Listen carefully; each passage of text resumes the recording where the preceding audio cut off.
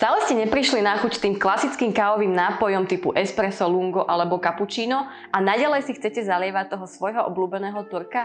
Sledujte nás, pretože v tomto videu vás naučíme, ako si toho svojho obľúbeného turka pripraviť doma chutne, zdravo a nebudete z tej kávy unavení, ale naopak nabudení. Tešíte sa? Poďte sa s nami pozrieť do tureckého sveta.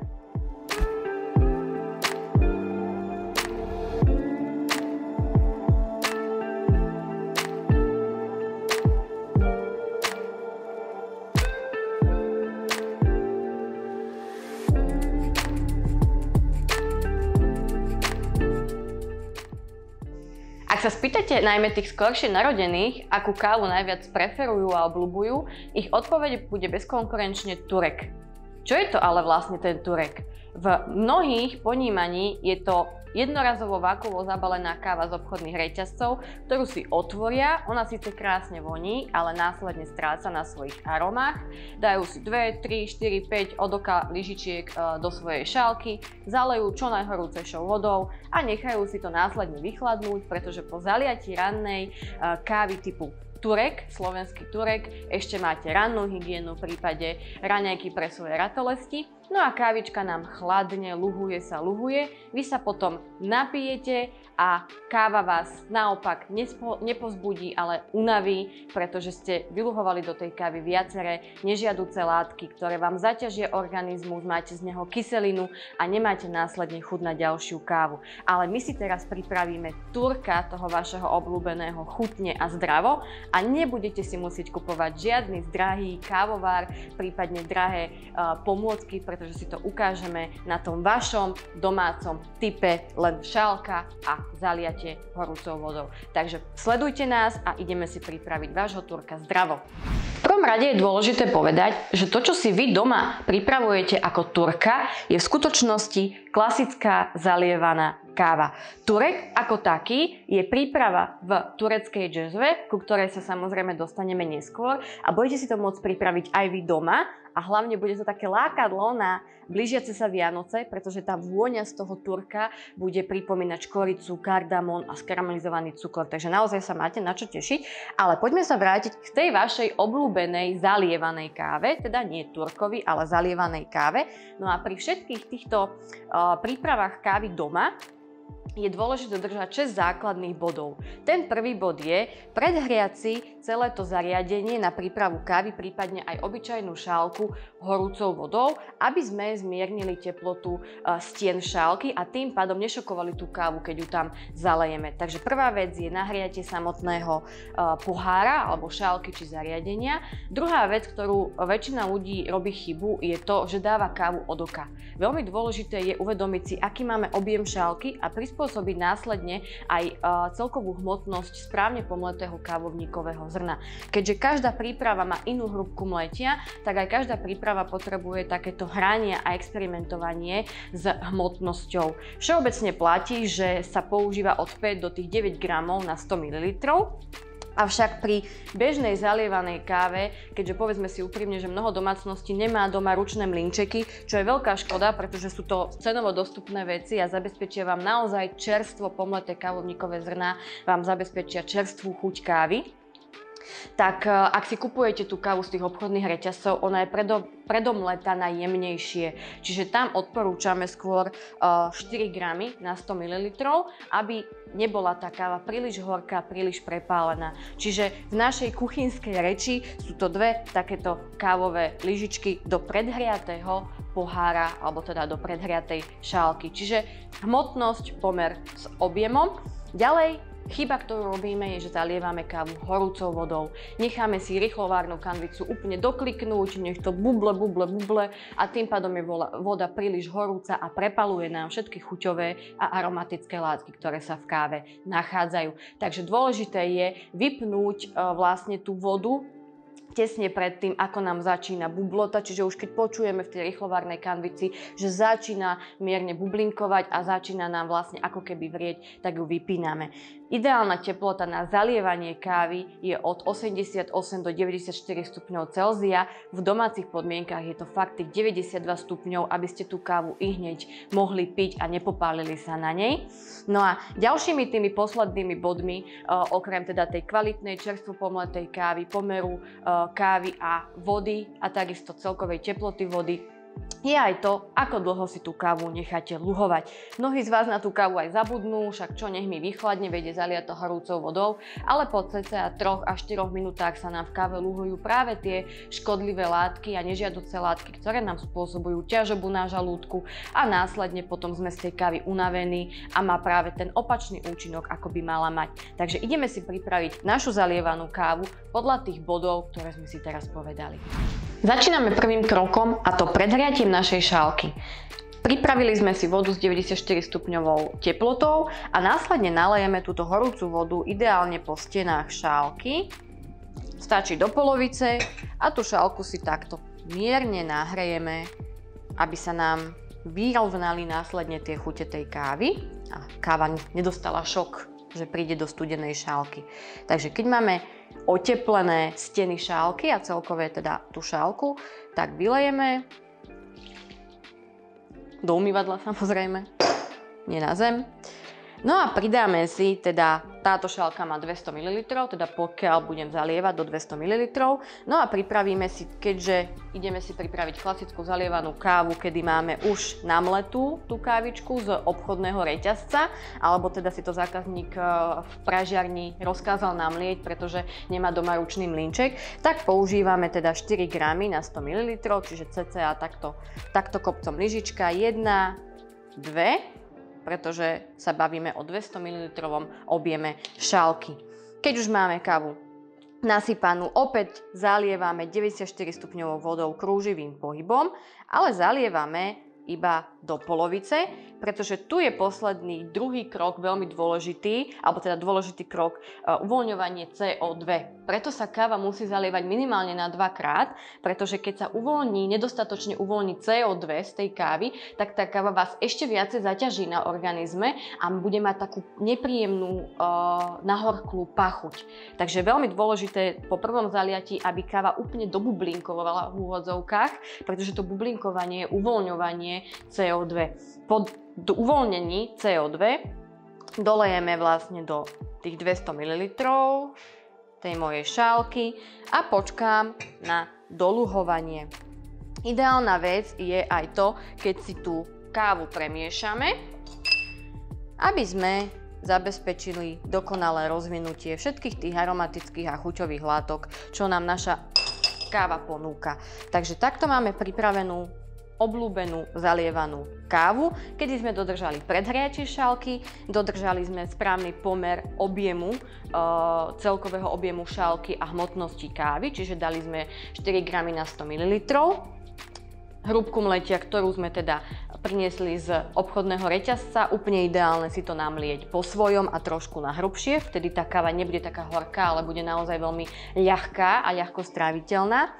Tretí bod, uvoľnenie CO2, čiže zaliatie na minimálne 2-krát. No a teraz nastáva tá doba luhovania, ktorá je veľmi dôležitá a tá by teda nemala presiahnuť viac ako tie 3, maximálne 4 minúty, ale 4 minúty sa bavíme v ponímaní v tom, že máme na hrubšie pomleté to kávovníkové zrno, takže ak máme klasickú kávu z obchodných reťazcov, tak odporúčame tak 3 minútky maximálne. No a v prípade, že už 3 minútky prešli, je úplne ideálna vec zbaviť sa toho nášho sósu kávového, alebo teda tej kávovej usadeniny, aby sa nám už ďalej neluhovala. Úplne jednoducho, zoberieme si sitko, ktoré máme po ruke a prelejeme si tú našu zaliatú kávu do druhej šálky, ktorá je takisto predhriata a prelejeme si ju tak, aby sme vlastne ten sós si ponecháme v tom sitku. A my máme čistú chuť kávy. Bez akýchkoľvek nežiaducich látok káva nás navnadí a nespôsobí nám žiadne žalúdočné problémy.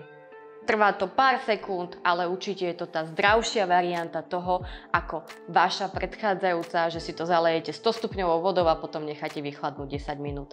Takže aj vaša zalievaná káva sa dá pripraviť jednoducho, rýchlo a zdravo. Ale ak chcete ešte rýchlejšie pracovať s vašou kávou, predstavíme vám naše zariadenie, ktoré sa nazýva French Press. Mnohí z nás si pripravujú vo French Pressi čaj, ale málo kto teda vie, že French Press slúži aj na prípravu takejto klasickej zalievanej kávy a zdravo, kedy to máte jednoduchšie, nemusíte používať žiadne sitá. Príprava je presne taká istá, ako sme teraz ukázali, s tým rozdielom, že si pohodlnejšie prelejete do druhej šálky vašu kávu čistú, bez akéhokoľvek sósu a hlavne zdravú. Takže poďme sa pozrieť na French Press.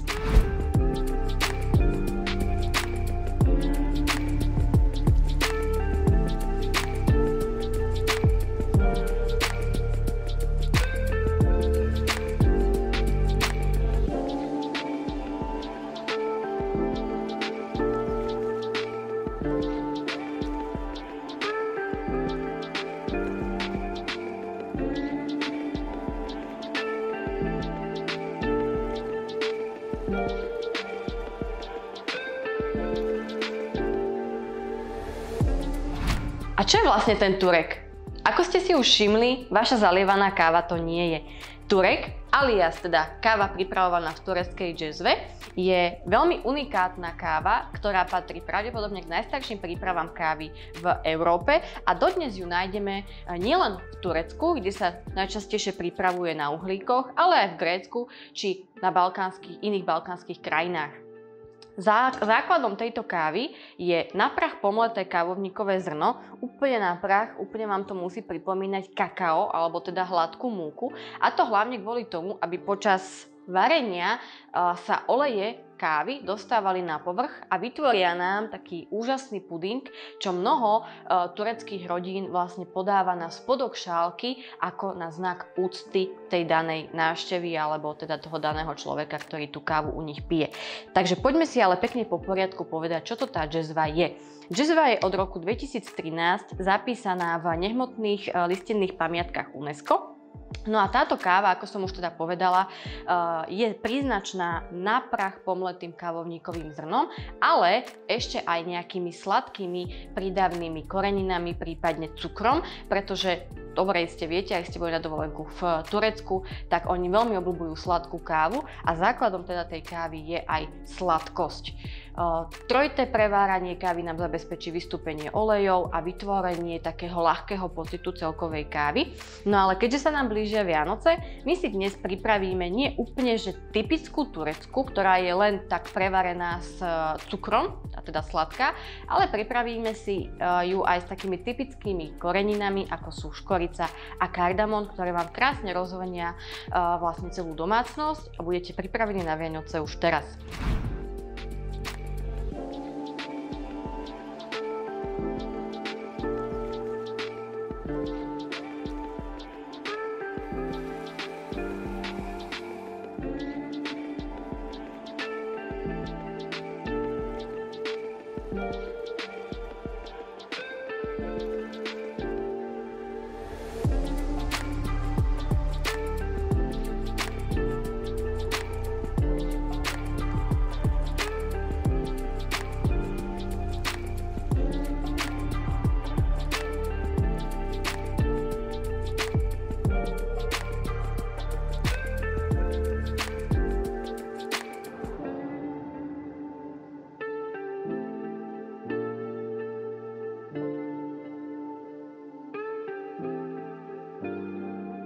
Džezva nám už rozvoniava akadémiou a pri tejto príprave je dôležité dať si pozor na dve základné veci. Prvá vec je neurýchľovať zbytočne proces tým, že budete zalievať kávu teplou vodou, naopak musí sa zalievať studenou, aby proces trval približne tak dlho, ako je potrebné, čiže nejakých 10 minút.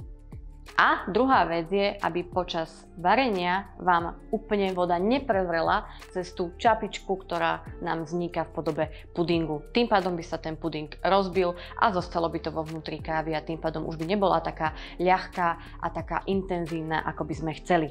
No ale koľko čoho Veľa ľudí sa pýta, koľko kávy, koľko cukru. Všetko je to o vašej chuti. Ak máte radi silu kávy, dáte viacej kávy. Ak máte radi silu cukru a sladkosť, tak dáte viacej cukru, prípadne viacej škorice. Všetko je to o tom, aby tá príprava chutila hlavne vám. Ale ako ste už mohli vidieť, turecká príprava tureckej džezvy nie je len o príprave klasickej kávy, ktorú si doprajete 2, 3, 4 krát za deň len kvôli potrebnej dávke kofeínu. Príprava kávy v tureckej džezve je hlavne o rituále a dodnes je to považované za niečo posvätné. Chemex, Drip, Valkure, Džezva, Aeropress. Nebojte sa, nepremenili sme sa na chemikov, aj keď naše školiace stredisko sa v nasledujúcej časti premení na také malé chemické laboratórium, kde si predstavíme všetky typy alternatívnych príprav kávy, ktoré sú síce trošku strašiakom či už kaviarni, ale aj domácnosti, pretože mnoho domácností používa Chemex ako vázu, prípadne teda ako nejaký iný doplnok dizajnový do svojej obývačky či kuchyne, ale jeho využitie naozaj sa dá využiť lepšie, a to na chutnú prípravu kávy. Takže nielen Chemex, ale všetky alternatívne prípravy kávy si predstavíme v nasledujúcej časti videa. Sledujte nás a prenesme sa do poslednej časti nášho kávového miniseriálu, kde si ukončíme toto kávové bádanie.